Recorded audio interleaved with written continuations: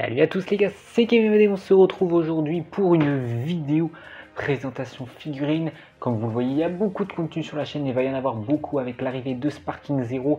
Et j'ai également reçu aujourd'hui 2 figurines et j'ai aussi une autre vidéo figurine à vous faire. Autant vous dire que j'ai un nombre de travail à vous fournir les enfants qui va être juste énorme. Alors sur le coup, je le dis en début de vidéo, je le dis rarement, mais abonnez-vous. Voilà, abonnez-vous à la chaîne les gars, tout simplement. Et donc pour ceux qui ne savaient pas, j'attendais et j'ai reçu il y a de ça 2-3 semaines ma première résine, donc littéralement ma première statue. Donc j'attends justement de recevoir quelques petites choses pour pouvoir faire l'unboxing. Je voulais notamment acheter un plateau tournant, alors manuel, un plateau tournant manuel, mais bon, pour vous présenter la résine dans toutes ses coutures, mais ça risque d'être la vidéo figurine forcément la plus complète de la chaîne. Donc j'espère que vous serez au rendez-vous pour la regarder. Et puis je risque de vous refaire une update sur cette résine là. J'en parlerai dans la vidéo, mais on a eu quelques couacs à celle-ci et j'ai eu à peine hier des nouvelles de la part de la boutique et du fabricant, donc des nouvelles auxquelles que je vous donnerai en temps et en heure dans la vidéo.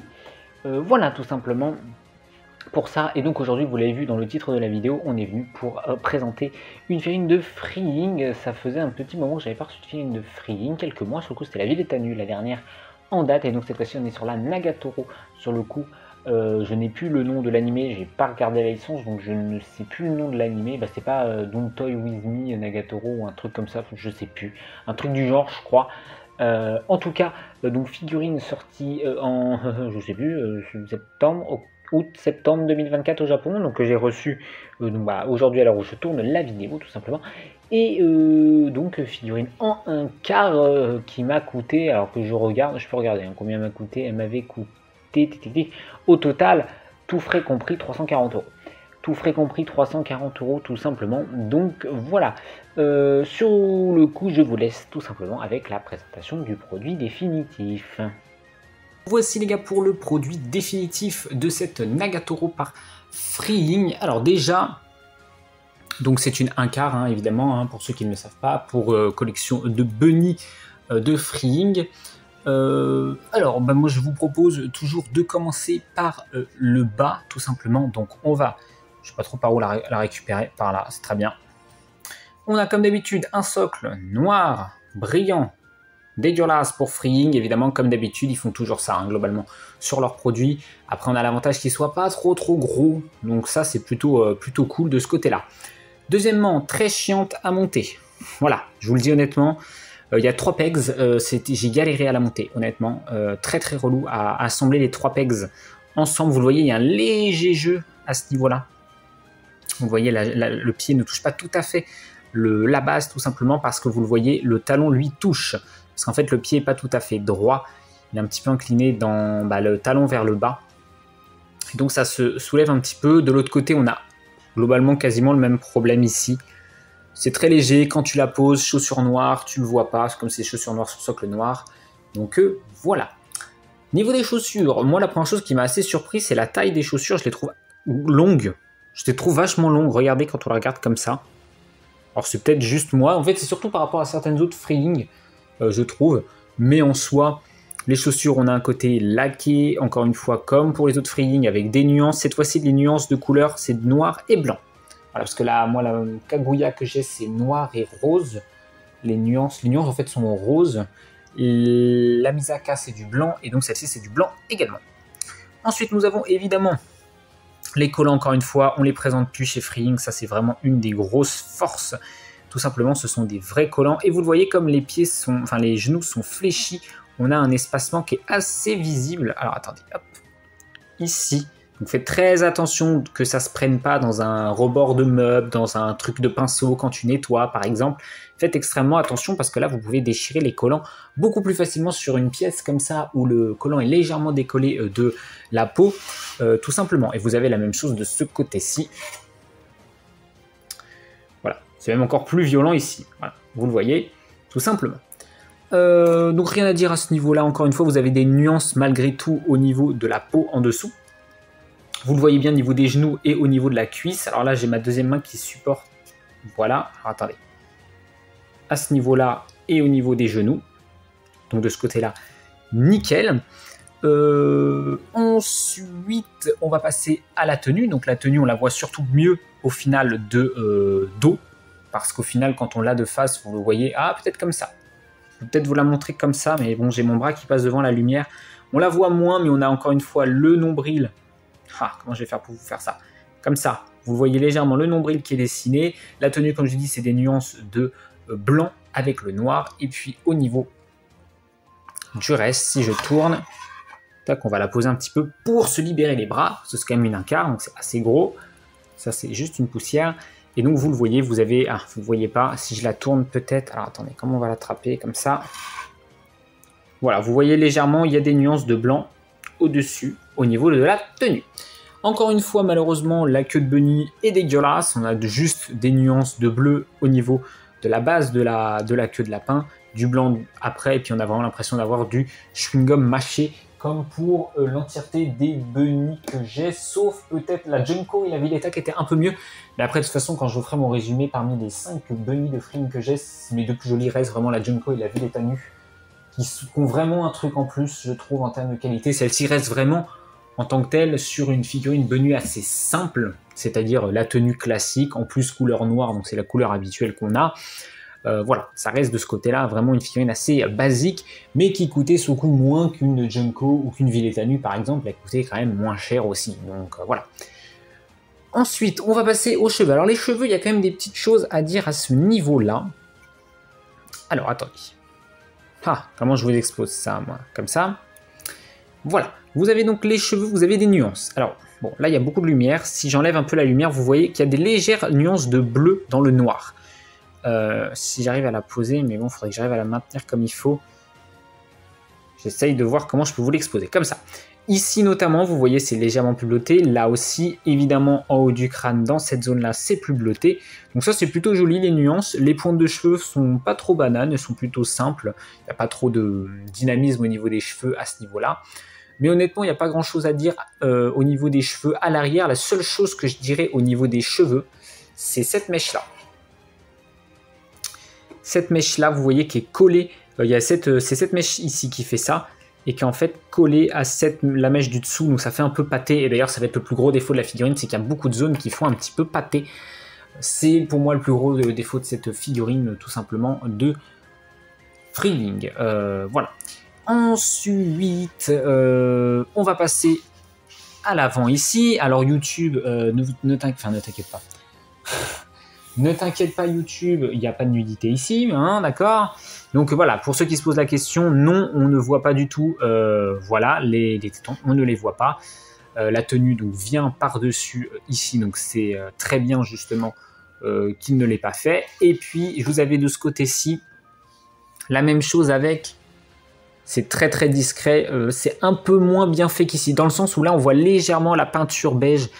Enfin on voit en fait, léger, mais vraiment très légèrement le point de colle en fait entre la poitrine et la tenue. Voilà, c'est extrêmement léger, mais je le notifie parce que je l'avais déjà remarqué. Vous l'avez vu également, on a les traces de bronzage. J'avais bien aimé ça aussi, cette idée de ah bah tiens, tu vois, on est déjà un personnage qui n'est pas de couleur de peau ultra blanche comme beaucoup de figurines. Déjà j'avais bien aimé, puis en plus de ça on a donc des traces de bronzage ici, donc clairement de forme maillot de bain, et puis vous avez la même ici, vous le voyez notamment très bien ici. Petit détail que je trouve sympa. C'est pour ça qu'il y en a qui disaient ah, elle sera peut-être encore plus sympa sans collant. Peut-être, je ne sais pas, mais en tout cas moi je préfère les bunnies avec des collants. Là on a encore une petite pointe noire, mais c'est de nouveau une petite poussière, donc pas de défaut à ce niveau-là. Niveau pareil, des petits trucs au niveau des poignets, rien à dire. On est encore une fois sur des nuances de bleu avec le petit bouton noir brillant. Alors que justement les petits trucs sont mat. Enfin, lui il a l'air d'être mat. Ah non, ils sont mat tous les deux. Pardon, j'ai rien dit. J'ai rien dit à ce niveau-là. Niveau de la peau, la seule chose que j'ai à dire, je sais pas pourquoi, mais si j'arrive à vous la pencher un petit peu plus, là vous regardez au niveau de la différence de couleur de peau entre la partie bronzée et la partie pas bronzée, j'ai l'impression que il y a en fait vous le voyez, une couche légère, enfin la démarcation est très très violente, très visible parce qu'il y a vraiment une couleur, en fait au niveau du marron foncé sur le coup, vous avez un trait marron en fait. Et je comprends pas pourquoi il y a ça ici, sachant qu'on n'a pas ça au niveau des épaules. Je trouve ça c'est un petit défaut, un petit dommage, tu vois. C'est moins, en fait, au niveau des épaules, c'est moins visible la différence de couleur. Et je trouve que c'est plus naturel au niveau sur le coup des épaules qu'au niveau d'au-dessus de la poitrine. C'est un petit défaut, voilà. Les clavicules sont très bien sculptées à ce niveau-là, il n'y a rien à redire. Là où je vais redire des choses, c'est au niveau des mains. Je vous ai parlé du côté un peu pâté au niveau des cheveux avec la mèche qui part sur le côté là. On va retrouver un côté pâté au niveau de la main ici. Je ne sais pas pourquoi. Alors, est-ce que je vais réussir à vous montrer? Vous le voyez, le pouce a l'air d'être collé complètement avec l'index. Et vous retrouvez la même chose entre le majeur et l'index ici. Voilà, ils sont collés entre eux. C'est moche. Pourquoi ils ont fait ça, je ne sais pas. Par contre, vous avez un très beau vernis sur le coup qui brille rouge au niveau des mains, qui vient mettre en valeur justement la petite main qui se pose sur le genou. Donc ça, j'aime beaucoup. Vous n'avez pas de... Enfin, si, ça fait quand même pâté au niveau de la deuxième main. Hein. Si, j'avais pas vu en fait. Hein. Mais, hop, ça fait pâté également. Ça se voit moins en caméra. Mais l'autre, vous l'avez très bien vu, ça se voyait vachement le côté pâté. Et vous allez retrouver ce côté pâté également. Par exemple, au niveau de l'aisselle là. Et là, par contre, vous voyez que, en fait, si tu veux, cette partie-là, l'épaule, c'est une seule pièce avec le torse. Et tu vois très bien que le bras là, c'est une pièce différente. Tu le vois très bien parce que tu vois une démarcation ici. Tu vois, tu as l'impression presque que ça, c'est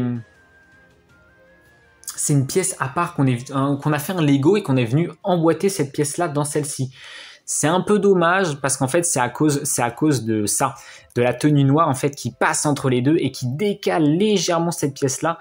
Ce qui fait qu'en fait, si tu veux, pour moi, sur le coup, l'épaule est un peu trop collée au corps. Elle aurait dû être légèrement décollée pour laisser la place naturellement au bras de passer à la tenue de passer entre le bras et le torse. Voilà, c'est un petit défaut encore une fois, tu le vois parce que tu mets le nez dessus, mais c'est quand même un défaut. On n'a pas ce problème de l'autre côté. De l'autre côté, c'est très bien fait, c'est très joli. Moi, je vois pas ce problème-là de ce côté-là, tout simplement.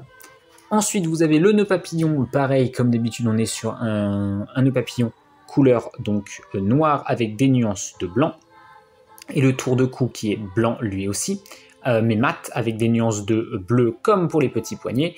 Et niveau du visage, on est sur du nickel. Pour une fois, Freeing respecte un minimum le personnage. Alors c'est vrai que moi j'ai pas vu l'animé, hein, mais bon, de ce que j'ai vu de certains extraits à droite à gauche, c'est un personnage qui a l'air très vicieux.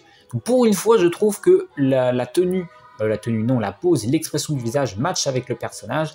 Parce que ça, c'est un des trucs que Freeing, j'ai l'impression qu'ils adorent faire des choses qui ne matchent pas avec les persos, quoi. C'est quand même terrifiant. Donc voilà. Et pour une fois, on a aussi les lèvres brillantes, vous le voyez. Merci pour une fois, parce que c'est pas le cas sur toutes les Freeing, donc ça c'est vraiment une bonne nouvelle. Les yeux, par contre, eux, sont bel et bien des stickers non brillants, malheureusement, de ce côté-là. Et au niveau de l'avant des cheveux, les mèches sont très jolies, font pas pâter.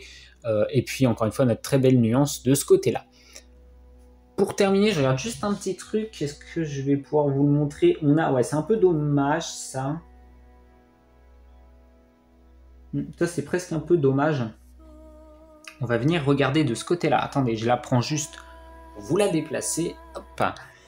Vous avez au niveau de l'oreille, enfin, vous le voyez à peine, un petit... C'est pas un piercing, c'est un truc au niveau du lobe de l'oreille ici qui est gris, qui est pas assez brillant, qui devrait être un peu plus brillant, un peu comme ceux-là. Ceux-là, ils sont brillants, ils sont jolis, ils ressortent bien, ça fait vraiment métallique. Celui-ci, un peu moins. Bon, après, il est moins visible de ce côté-là. Et surtout, mon petit regret, c'est là, au niveau des pâtés de cheveux, vous avez en fait une partie de les cheveux qui s'arrête là, et les deux petites pointes les plus au niveau de son oreille ici sont de la peinture au niveau de la tête. Alors ça se voit pas beaucoup, mais il y a une légère différence de couleur et ça se voit un petit peu aussi quand tu la mets de face. Là, au niveau des cheveux, tu as une épaisseur et là, tu n'en as pas sur. C'est un peu dommage, mais franchement, si on chipote pour ça, on est un petit peu difficile.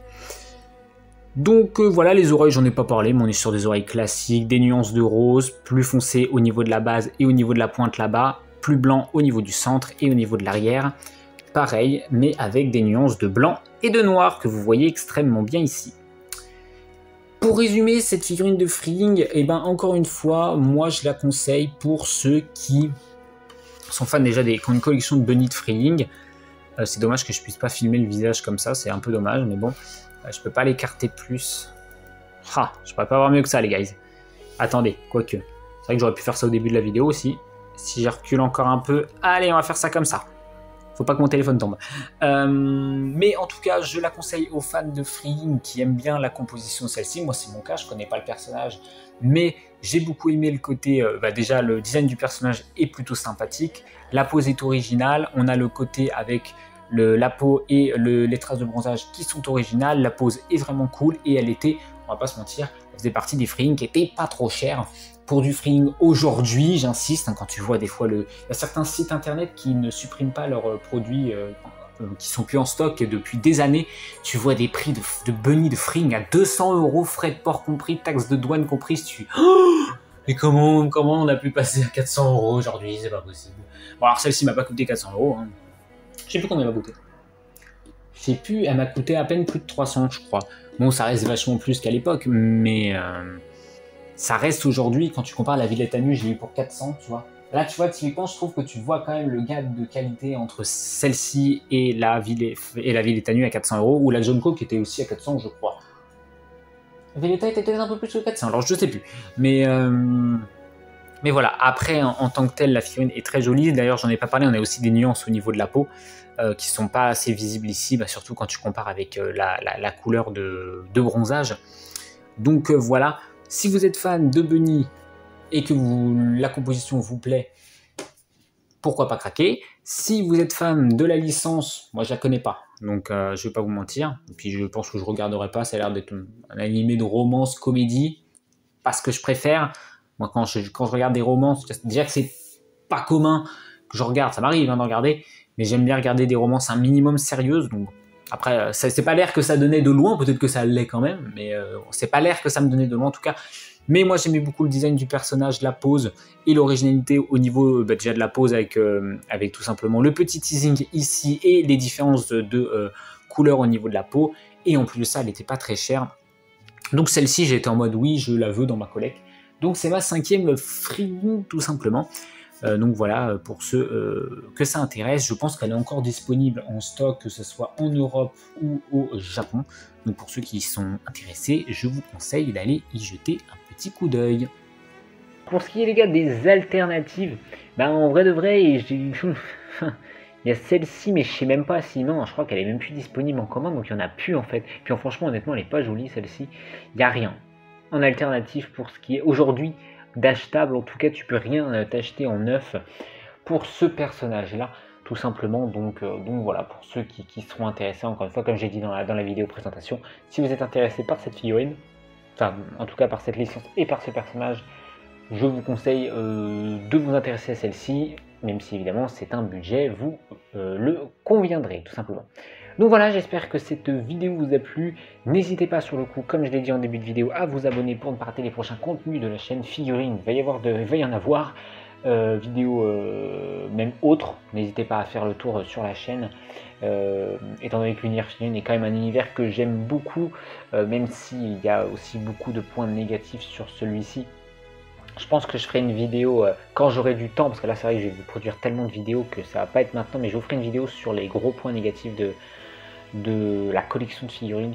Et voilà, je ne vais pas en parler plus, de toute façon on fera ça en temps et en heure sur la vidéo prévue à cet effet, qui sortira donc pas tout de suite comme je viens de vous le dire. Et donc voilà, tout simplement, merci d'avoir regardé la vidéo, et puis je vous dis à très bientôt pour de prochains contenus sur la chaîne.